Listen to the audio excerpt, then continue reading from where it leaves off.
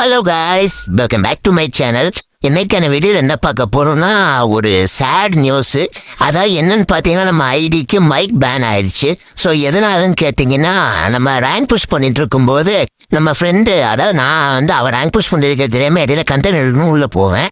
அப்படி உள்ளே போகவும் ஹார்னர் ஸ்கோர் வந்து குறையுது, மேட்ச் மைனஸ் ஆகுதுன்னு ஒன்னே நமக்கு வந்து 2 நாளைக்கு வந்து மைக் பேன் ஆயிருக்கு. ஸோ இது வந்து ஃபஸ்ட்டு. ஸோ இதுக்கப்புறம் என்ன ஆச்சுன்னா எனக்கு சரியாக தெரியல. அதுக்கப்புறம் ஃபுல்லாக பர்மனெண்ட்டாகவே பேன் ஆச்சுன்னா அதுக்கப்புறம் நம்மளால் ஒன்றுமே கண்டென்ட் எடுக்க முடியாது. அப்புறம் இன்னொன்றுமே இருக்கு, சேட் நியூஸ் இல்லை, அது குட் நியூஸு. அதாவது என்னன்னு பார்த்தீங்கன்னா, நம்ம 400 ரீச் பண்ணியாச்சு. ஸோ அதுக்கு கிவ்வே தான் இன்னைக்கு சண்டே கொடுக்கலான்னு பார்த்தோம். ஸோ அதுக்குள்ளே வெள்ளிக்கிழமை அப்படி ஆயிடுச்சு. ஸோ அதனால இப்போ நம்ம பிளானை சேஞ்ச் பண்ணி இதான் அதோட லாஸ்ட் வீடியோ. இந்த வீடியோ கமெண்ட்ல நீங்கள் எல்லாருமே இந்த யூஐடியை போட்டு வைங்க. ஸோ கண்டிப்பாக நான் ரேண்டமாக எடுத்து உங்களுக்கு 299 டைமண்ட் கண்டிப்பாக கிஃப்ட் கிடைக்கும். ஸோ மிஸ் பண்ணிடாதீங்க.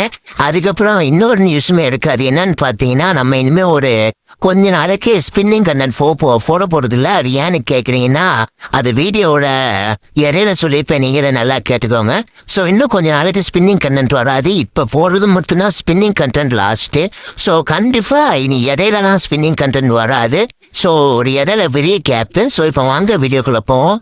சரி வாங்க காய்ஸ், இப்போ அப்படியே நம்ம கிட்ட இப்போ வந்து 208 டைமண்ட் இருக்கு.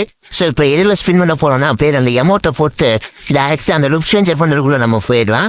அதுக்கப்புறம் போன வீடியோக்கு மேலே ஒருத்தர் கேட்டுட்டீங்க, ப்ரோ போன ஸ்பின்னிங் பண்ணுறதுல அந்த க்ரீன் கலர் மண்டல் தானே ப்ரோ இருந்துச்சு, அப்புறம் எப்படி ப்ரோ சாண்டா கிளாஸ் மண்டல் இருந்துச்சுன்னு.